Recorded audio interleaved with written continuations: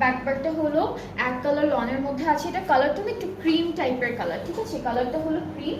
আর খুব সুন্দর একটা স্লিভস পাচ্ছি, পুরোটা হেভি এমব্রয়ডারি কাজের মধ্যে আছে, খুব সুন্দর করে ডিজাইনটা করা থাকছে। নেকে হলো এই প্যানেলটা বসবে, এটা নেকের জন্য থাকবে।